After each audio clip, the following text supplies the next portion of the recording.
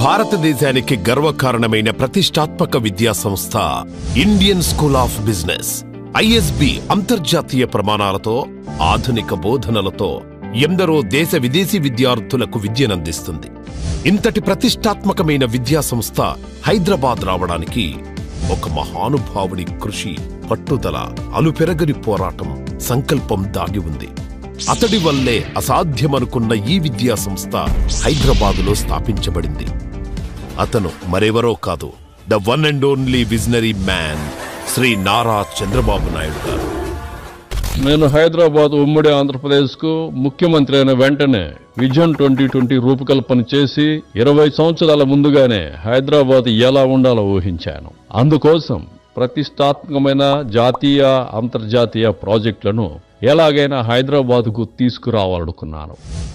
Mid 1990లో పారిశ్రామికంగా వేగంగా అభివృద్ధి చెందుతున్న భారతదేశంలో పారిశ్రామిక అవసరాలకు అత్యున్నత మేనేజ్మెంట్ స్కిల్స్ ఉన్న మేనేజర్లు చాలా అవసరం ఉందని గుర్తించిన ఫార్చ్యూన్ 500 కంపెనీలోని కొంతమంది పారిశ్రామికవేత్తలు, కొంతమంది విద్యావేత్తలతో కలిసి ఒక అంతర్జాతీయ విద్యా సంస్థను ప్రారంభించాలి అనుకున్నారు. వెంటనే వాళ్ళందరూ కలిసి మొకానీ group of chief Rajat Gupta ఆధ్వర్యంలో ఒక ప్రతినిధుల బృందాన్ని నియమించారు. ఆ ప్రతినిధుల బృందం ప్రతిష్టాత్మకమైన మేనేజ్మెంట్ విద్యా సంస్థను ఏర్పాటు చేయాలని, ఎందరో హేమాహేమీల కలయికలో ఆవిర్భవించనున్న ప్రతిష్టాత్మక విద్యా సంస్థ తమ రాష్ట్రంలో ఏర్పాటు చేయాలని మహారాష్ట్ర, కర్ణాటక, తమిళనాడు, హర్యానా వంటి రాష్ట్రాలు వివిధ ప్రతిపాదనలతో, ప్రోత్సాహకాలతో పోటీపడ్డారు. అయితే అంతవరకు కనీసం ఆలోచనలో కూడా లేని హైదరాబాదులో ఐఎస్బిని ఎలాగైనా ఏర్పాటు చేయాలని చంద్రబాబు నాయుడు గారు బలంగా సంకల్పించుకున్నారు. ఫార్చ్యూన్ 500 కంపెనీలకు చెందిన కొందరు పారిశ్రామికవేత్తలు అంతర్జాతీయ ప్రమాణాలతో కూడిన ఒక విద్యా సంస్థను ఏర్పాటు చేస్తున్నారని నా సెక్రటరీ ద్వారా తెలియగానే ఎలాగైనా సంస్థను హైదరాబాదులో స్థాపించేలా చేయాలని నేను బలంగా నిశ్చయించుకున్నాను.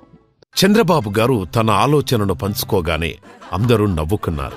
అంత పెద్ద విద్యా సంస్థ మన నగరానికి రావడం అసాధ్యమని హేళన చేశారు. ఆ అసాధ్యాన్ని ఎలాగైనా సాధ్యం చేయాలని చంద్రబాబు నాయుడు గారు బలంగా భీష్మించుకున్నారు. ఆలస్యం చేయకుండా వెంటనే రజత్ గుప్తా ఆధ్వర్యంలో ఉన్న ప్రతినిధుల బృందంలోని ప్రతి సభ్యుడికి ఫోన్లు చేసి మాట్లాడారు. వాళ్లు వెంటనే ఐఎస్బి ఏర్పాటుకు బెంగుళూరు, చెన్నై, ముంబై వంటి మహానగరాలనే పరిశీలిస్తున్నామని, హైదరాబాదులో ఏర్పాటు చేయడం మా ఆలోచనలో కూడా లేదని నిర్మోహమాటంగా చెప్పారు. అప్పుడు చంద్రబాబు నాయుడు గారు వెంటనే తన చాణుక్యం ప్రదర్శించి వాళ్లతో ఐఎస్బి సంగతి పక్కన పెట్టండి, ఒక ముఖ్యమంత్రిగా కోరుతున్నాను, వీలు చూసుకుని హైదరాబాద్కొచ్చి ఒక కప్పు టీ తాగండని ఆఫర్ చేశారు.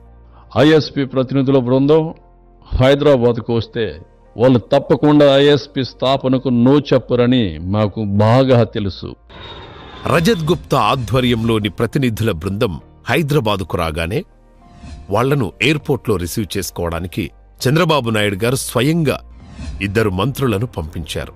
ఆ మంత్రులు ప్రతినిధుల బృందాన్ని సాదరంగా రిసీవ్ చేసుకుని చంద్రబాబు గారి నివాసానికి తీసుకొచ్చారు.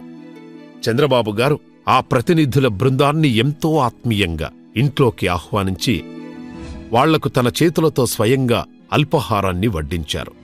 అప్పట్లో ఒక ముఖ్యమంత్రి అపాయింట్మెంట్ దొరకడమే చాలా కష్టంగా ఉండేది. అలాంటిది స్వయంగా ఒక ముఖ్యమంత్రి వాళ్లకు తన చేతులతో వడ్డించేసరికి ఆ ఆతిథ్యానికి వాళ్లు చాలా సంతోషపడ్డారు. నేను రూపొందించిన విజన్ 2020 ద్వారా Hyderabad the future knowledge hub of the world అని వాళ్లకు పవర్ పాయింట్ ప్రజెంటేషన్ ద్వారా చూపించాను. ఇప్పుడు చూస్తున్న హైదరాబాద్ దృష్టిలో పెట్టుకోకుండా 20 సంవత్సరాల తర్వాత అభివృద్ధి చెందే హైదరాబాద్ను దృష్టిలో పెట్టుకోండి అని వాళ్ళకి అర్థమయ్యేలా చెప్పాను. చంద్రబాబు గారి దూరదృష్టికి, విజన్కు వాళ్ళెంతో ఇంప్రెస్ అయ్యారు. ఐఎస్పి ప్రతినిధుల బృందం మీరు ఏ ప్రోత్సాహకాలు ఇస్తారని నన్ను అడిగిన వెంటనే నేను వాళ్ళకు ఒకే విషయం చెప్పాను. మీరు ఎంచుకున్న అన్ని ప్లేసులకు వెళ్ళండి, వాళ్ళు ఏమిస్తారో అవన్నీ ఒక లిస్టుగా తయారు చేసుకుని వాటికి మీరు ఇంకా ఏమేం కావాలో యాడ్ చేసి పంపించండి, అవన్నీ యాక్సెప్ట్ చేస్తానని చెప్పాను. ఆ ప్రతినిధుల బృందం అప్పటికే కర్ణాటకలో ఐఎస్బీని స్థాపించాలని అన్ని ఏర్పాట్లు చేసుకొని కర్ణాటక ముఖ్యమంత్రి అపాయింట్మెంట్ కూడా తీసుకోవడం వల్ల చంద్రబాబు గారికి సారీ చెప్పి కర్ణాటక ముఖ్యమంత్రిని కలవడానికి బయలుదేరారు.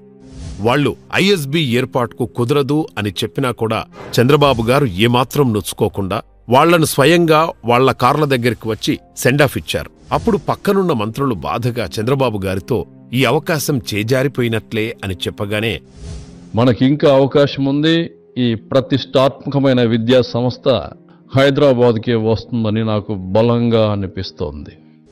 కర్ణాటకకు బయలుదేరిన ప్రతినిధుల బృందం అక్కడి ముఖ్యమంత్రిని కలవడానికి 3 గంటలు వెయిట్ చేయాల్సి వచ్చింది.